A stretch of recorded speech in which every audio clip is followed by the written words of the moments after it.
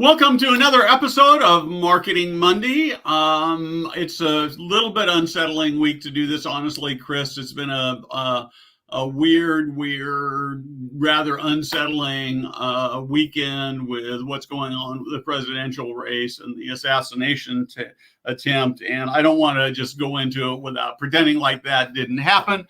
That's not our topic today. We are going to be talking about positioning, but before we do that, we're going to start with this.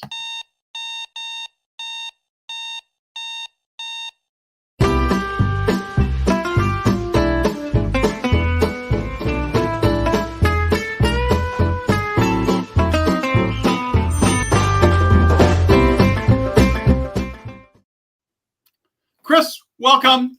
You've been on before. I'm really excited. We did a pre-call last week.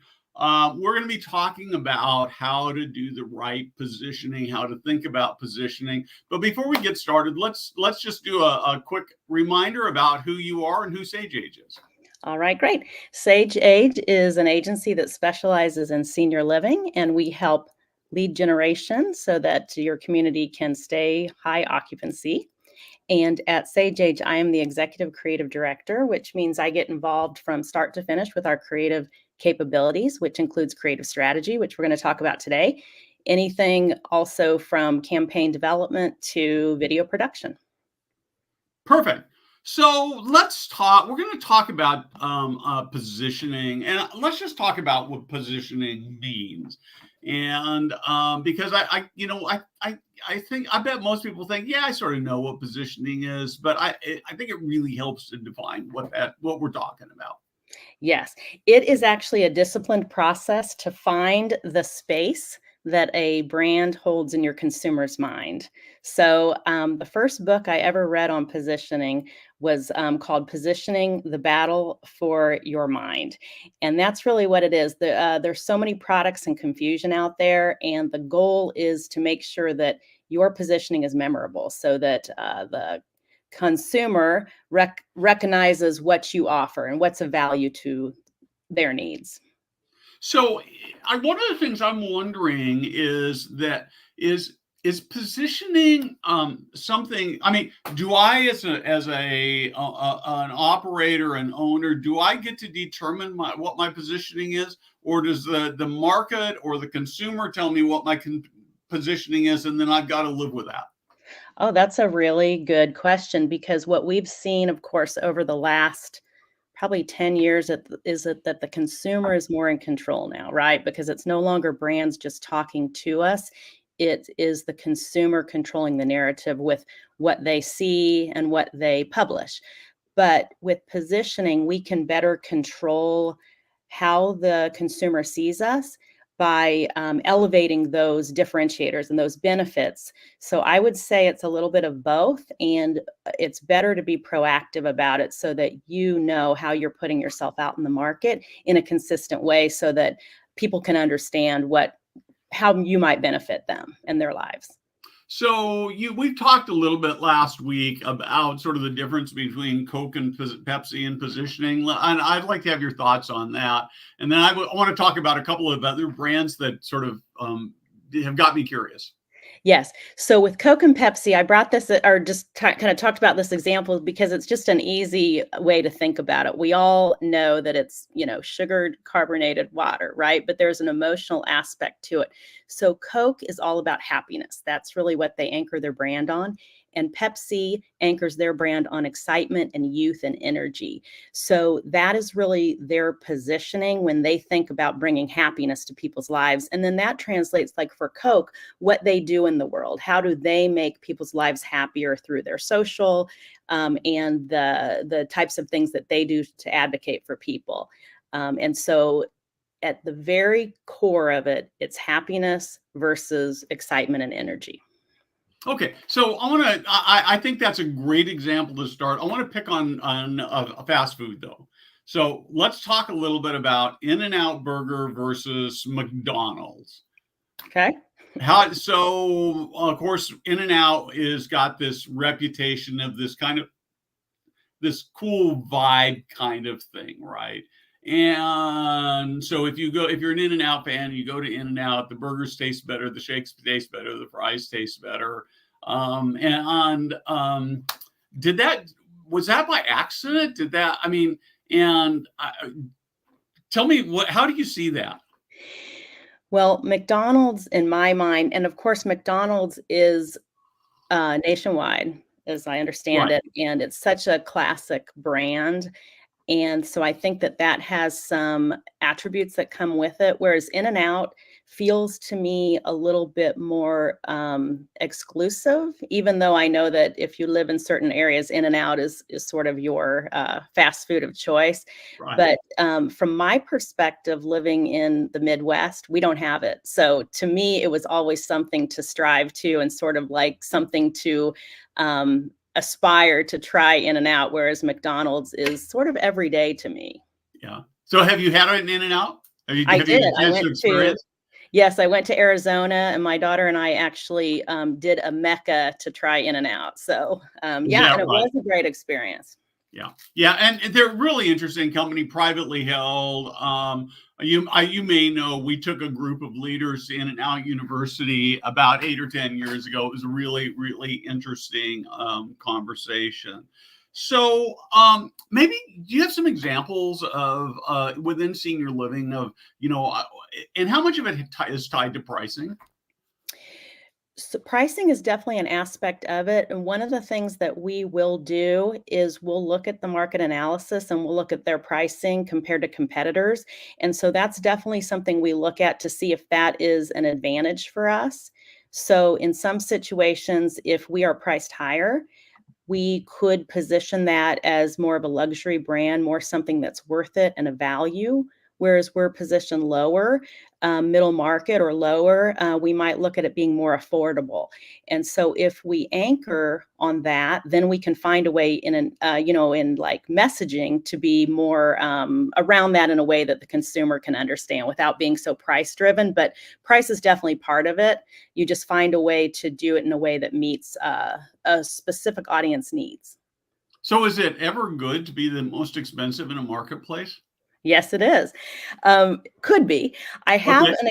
yes, I wanted to talk about an example. Okay. Later, we'll show a positioning grid. This will be later, just to kind of show you how this might work. But one recent example is we pitched a community, and it was we kind of hit the ground running. So we won the business and went out there and started putting some things in market to see what happened.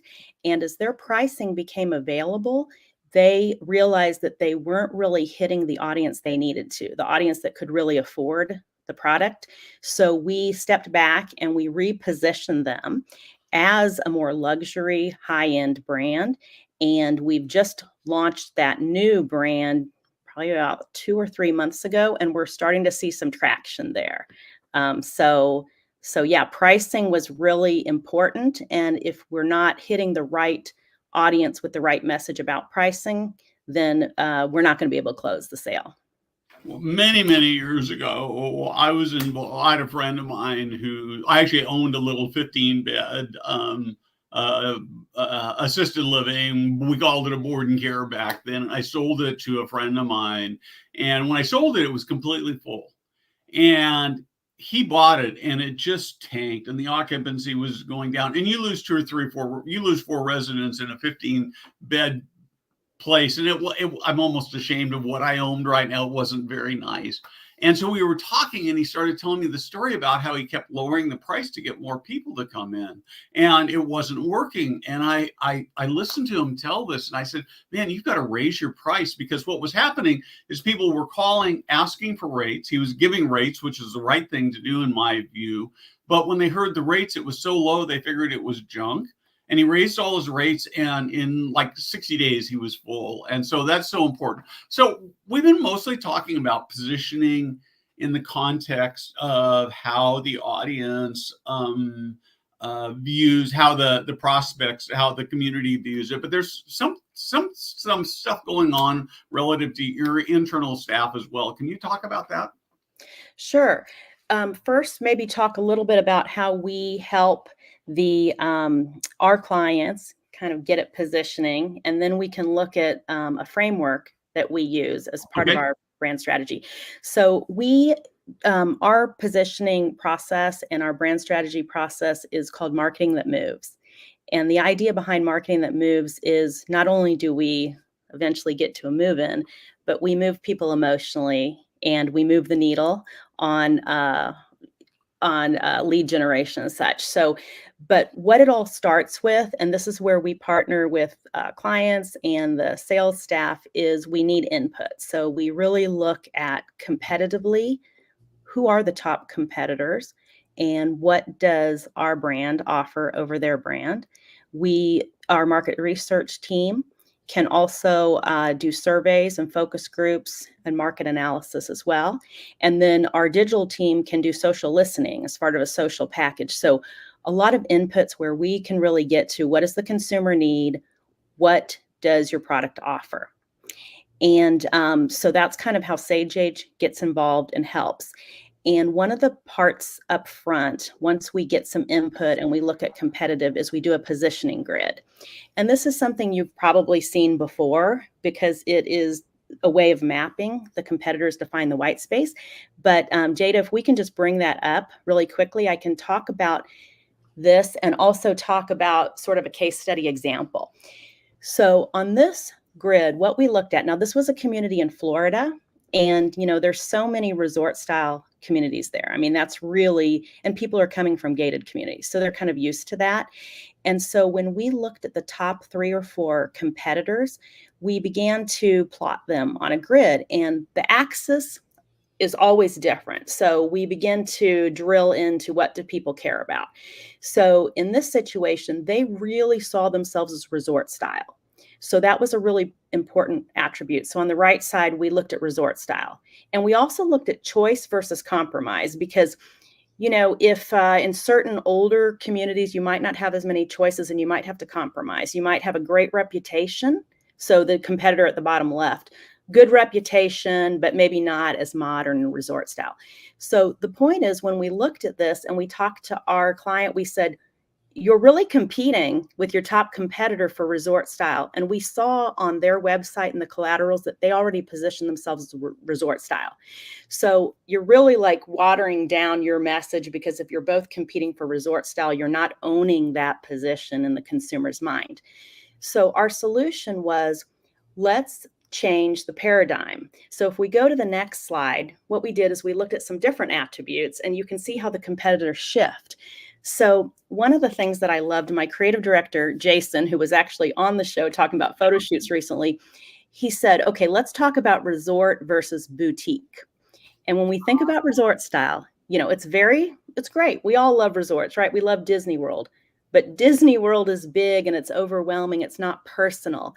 But a boutique is, and a boutique style hotel, where, that's kind of the trend now. We're all very used to those now, but that's curated and personal and makes you feel special. And so by switching the paradigm between big and boutique, we put the competitor in a different area and we are now owning choice and boutique style. So that's a way you can take what exists and find a way to kind of flip the message and sort of own a niche area.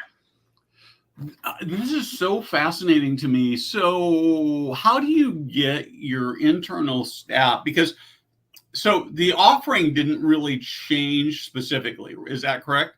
That is correct.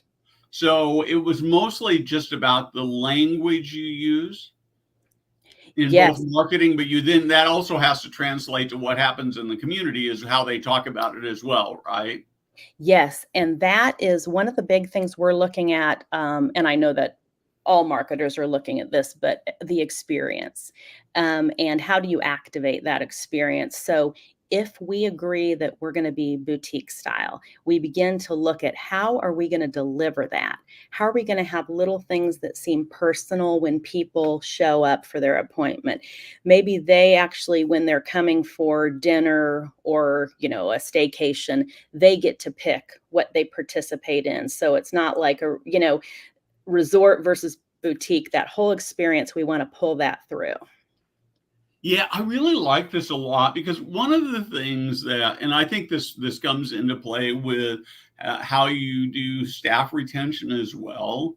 Um, it's a lot cooler to work for In-N-Out, even in California. It's a lot cooler to work for In-N-Out Burger than it is McDonald's. So if you were to go to a cocktail party and you meet somebody who said, "Oh yeah, I'm a McDonald's manager," and somebody else said, "Oh, I'm an In-N-Out Burger manager," or even a Chick-fil-A manager. The Yes. Chick-fil-A manager and the burger and the In-N-Out Burger, those are the people who everybody's going to want to talk to, and people are going to go. If it's a McDonald's, you might even go, "I'm sorry." And so, how do you create that internally so that it feels cool? Oh, yeah. So it's all about perception. And I'm a big believer in that even a brand that maybe is older and maybe not perceived as cool can become cool with the right messaging and such.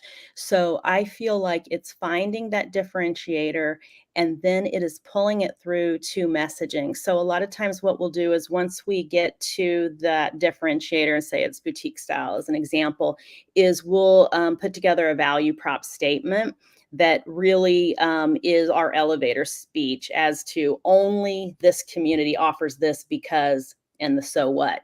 And then we look at a rollout of that. So we'll look at, is there a way we begin to roll this out to everybody that works at the community and everybody, the referral sources, and everybody that comes into contact with the community so that everybody is feeling that they understand what the brand can bring to their life and how the brand can make them. I love the idea of delight and delivering delight versus all the noise that's out there right now. So how can we be delightful? And I'm a believer in even McDonald's can be delightful. Sound Yeah. like an In-N-Out guy, but as far as McDonald's, they have some emotional messaging and advertising too. And it really is just finding that sweet spot for the brand and how to deliver it in every touch point. Well, I agree with you about McDonald's. I'm a little bit hard on them, I guess, but I've had young grandkids, and I'll tell you what, they'd rather go to McDonald's all day long and Yep. play in the play area than they would burger. In-N-Out Burger is terrible for them, and so that brings in a lot of parents and grandparents and those kinds of things. So does positioning does it stay static? I mean, do you have to come back and revisit this, or and I mean, and as part of this same question, is it possible to get it wrong? Yes, I would say it is. I think the first part of the question is, does it stay static? I think the goal is to have a consistent position over time so that the consumers can understand it and that, it takes time to deliver and have that experience. But I think that a reposition may be necessary at times. Typically, what we'll do is we do annual planning with our clients. And so we'll always look at like a SWOT analysis and kind of where they stand and has their market changed. And if so, do we need to tweak the position at all? Or is it something where they feel that there needs to be a change? Sometimes with clients, they say, like, for example, they want to attract a different audience. And so then we'll have to step back. So, but the other thing we also do is if you're not in brand planning right now, and we do workshops where we'll look at, okay, let's do a positioning workshop where we do a quick deep dive and look at it. But I would say the goal is to keep position pretty consistent and then think about all the campaigns and shorter term ways that you can activate that message, because positioning the audience never really sees, but it's something that is there that makes everything seem consistent and credible. Okay, so I got a question I got to ask. So, and I know that I know Sage Age very well, and I know that you tend to probably do more work with fairly high-end communities than sort of middle market, middle of the road. But if I'm a sort of a middle market, is there positioning for me as a middle market person, or because it sort of feels like we're all in this big jumble together? So actually, Sage Age works with clients of all sizes and all types across the country. So while we've been talking about a few, some examples that are luxury, we actually work with a variety of clients and variety of products that they offer as well. And so if the challenge comes to us around middle market, for example, I'll give you one that we are thinking about right now. We're working on their marketing plan right now. They've been around for a long time. They are middle market, and their advertising is a little bit all over the place because they haven't done a brand position exercise, and they're looking at the newer competitor that's luxury, and they're feeling like we need to be competing with them. We're losing people to them. So the thing that we're going to start looking at, and we want to validate this with research, but the thought I have is around authenticity. And I'm thinking about this brand that's been there for a while and it's affordable. And I'm almost thinking about Levi's and thinking about how Levi's was the first, or at least, the campaign, they're the pioneers, right? And can we go against the shiny new competitor by being real and authentic and really make that value and that affordability be something that stands for something? And so that is how I might begin to approach a brand that is not luxury, and that there's a market for that too. I mean, people don't want to spend more than they have to. Yeah, I really like that. And to me, it seems like you could even do something as simple as we care more. Yes. Or we have happier residents, or we're the middle market communities that families love because, and so I think that I worry that people give up on this stuff because it's like, well, we don't have anything special. We're a 20-year-old building, and that's absolutely not true.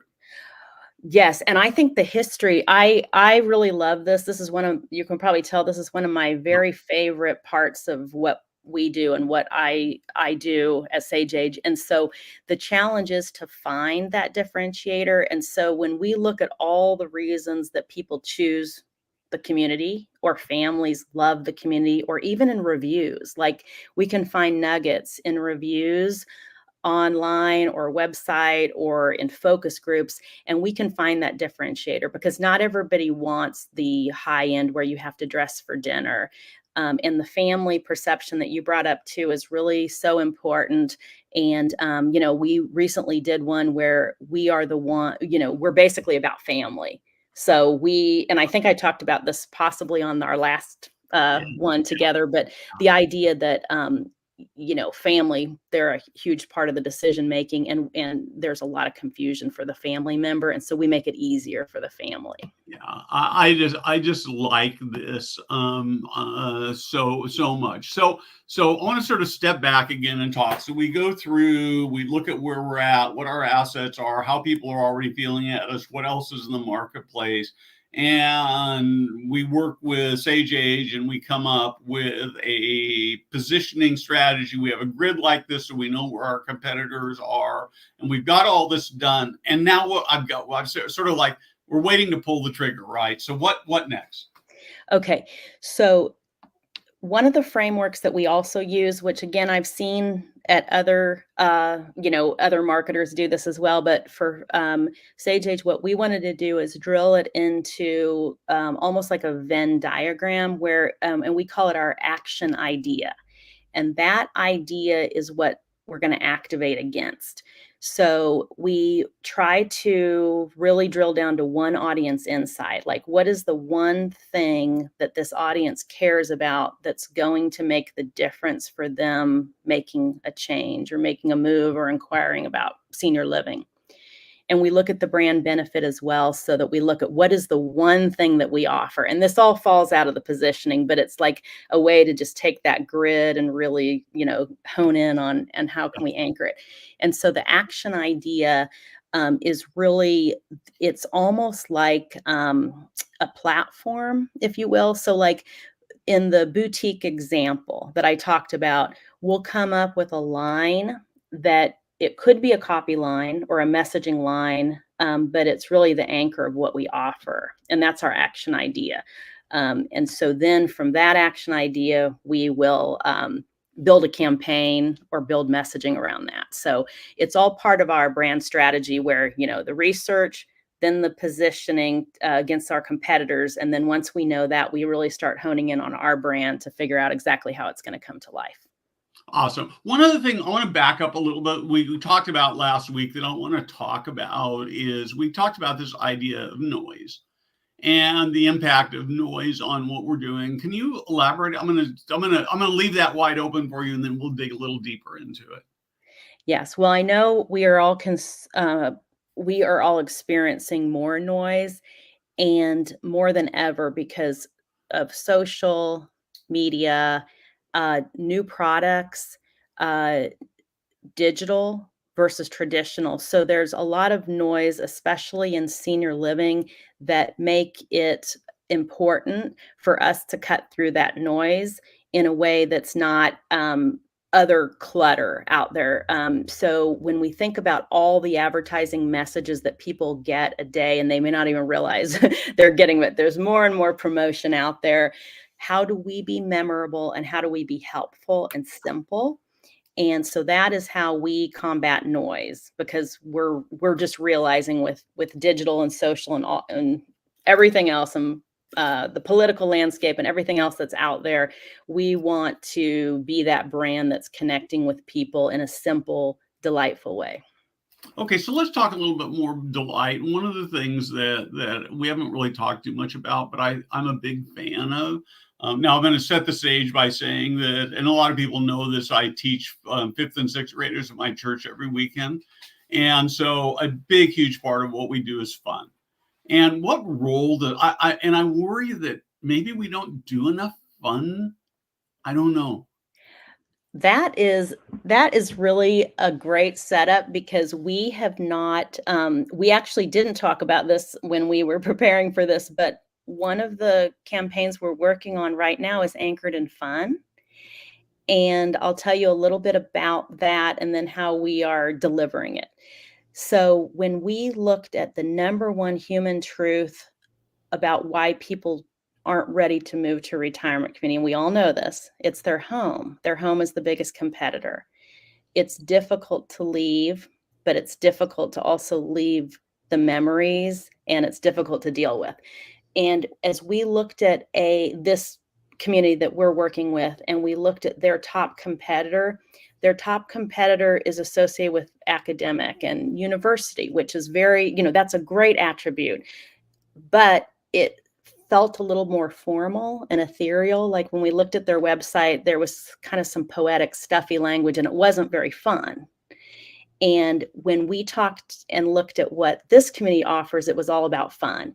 And so what we looked at is, how do we make this transition from the home to choosing this community fun, affordable, and also easy? So we're the easy brand.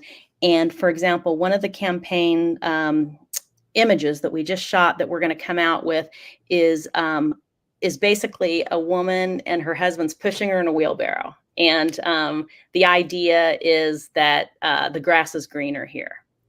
So, give up your home maintenance and have fun. And the residents had so much fun with it. And it's definitely going to stand out in market when it comes out, because it's not typical senior living, and it might even bring a smile to your face. So I really like this so much. So my dad passed away 3 years ago, I guess. And we still have a really, really good relationship with his wife. We were actually up there on 4th of July, and they lived on a sort of in a rural part of Northern California, maybe 30 minutes where we live, on this big piece of land. It's got trees and fences, and the trees fall down a lot.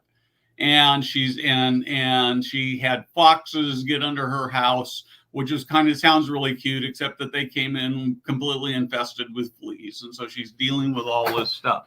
And so she's actually, she's living at home. And I'm wondering, as you were talking, could you actually, would it be safe? Could you do a campaign that's that senior living is more fun than home? Because honestly, she's not having very much fun with all this stuff she's having to deal with. Oh, yeah. I feel like we often don't give enough credit to our audience with humor. and that's also sensitive to what they need. I mean, they know better than anyone the struggles that they're having. And if we can present an alternative solution in a fun and helpful way, then I think that that stands out a lot in the space and gives them a next step that they can look into, Yeah. but not feel offended by. Yeah, yeah. And again, I know it's not going to be for everybody. I know, you talked about the academic communities, and there's certainly a big interest in that, and I understand that. But as I think about that, I realize that, 35% of all Americans actually go to college. I know that they tend to have more income, but I think is already shifting. And so thinking about maybe some of those other demographics are super important. How often do you need to come back and revisit your positioning? I'm going to say at least once a year, and that doesn't mean it should change, but I feel like once a year, as typically people are looking at their annual budgets, and that's a good time to step back and not only look at the tactics that you're going to do, but also look at the creative strategy. So that's where we build it in with our clients.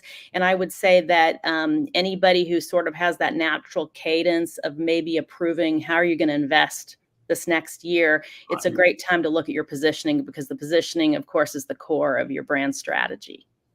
Perfect. And I've got one more, about out of time, but I got one more question I have to ask, because this is an area I'm so personally passionate about. How do you go about collecting and maybe even creating storytelling? Because in my view, you may disagree with this, and I'm be glad to have that pushback if you do. But in the most powerful way to differentiate yourself is actually to tell stories about how you're actually doing this thing that you say you are. Yes. Well, I would say one of the things that I really love is the idea of show, don't tell. So a storytelling, and bringing something to life is visual and verbal. And I think it starts with the people that are actually experiencing it. So we are very excited about, talking to the residents and talking to their families, and then bringing it to life in a different way, because we know there's a lot of resident testimonials out there, but there's a lot of ways to bring that experience to life. And so with storytelling, I think that it can be video content, it can be still imagery, it can be some sort of fun activation. And that's all sort of telling a story versus just kind of listing out the features of the community. I think storytelling needs to almost be in everything you do. Yeah, one of the things I've never seen the senior living community do, so you'll see this in sort of human interest stories from various, particularly TV news stories, is they'll go interview somebody, and then the host, or a talking head, will actually tell the story, and then interject bits and pieces of videos and stills and B-roll and that kind of thing. And I worry a lot that we actually use I'm doing a little editorial here, but because I've never seen anybody really use sort of a storyteller head to tell stories about real people. The tendency is to take videos of people who are actually have experienced it, right? Which sounds like it's such a good idea. But one of the things that we know happens is, as people get older and they tell stories, their voices tend to slow down and they become more thoughtful, and it's not very impactful. And so imagine that I'm telling the story of this 100-year-old, and there's some little clips and videos. I just think that there's so much ground still to be covered on the storytelling side. I agree. And I think even on our last shoot, our photographer and videographer was already thinking about ideas. He wanted to come back and do more in-depth storytelling with the residents. And I believe too that you can get around that also. Like, I think the imagery is very important, but there's ways to get around. Like, if the audio is not the strongest aspect, we've done things before where we've told their stories, but we did it through a professional VO.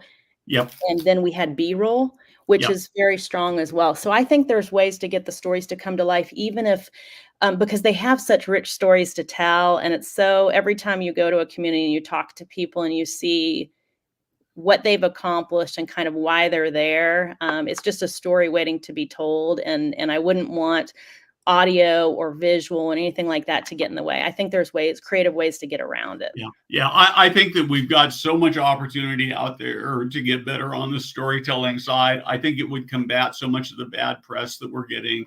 And it seems to be so hard for most communities to actually to collect the stories, and the stories are happening every day in every community. So Yes. Kris, we're way over time. Thank you very Oh, much. Is there any you have any last words for me before or for our audience before we say goodbye?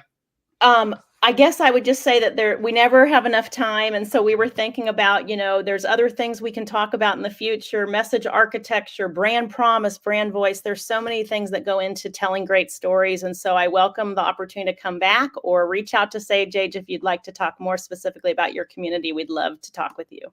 Perfect. Have a great week. All of you have a great week. I love all of you because you are making a huge difference in the lives of residents. You're making a huge difference in the lives of their families and in team members. So have a great week. Kris, you have a great week as well. Thank you very much. Thank you very much. Bye-bye.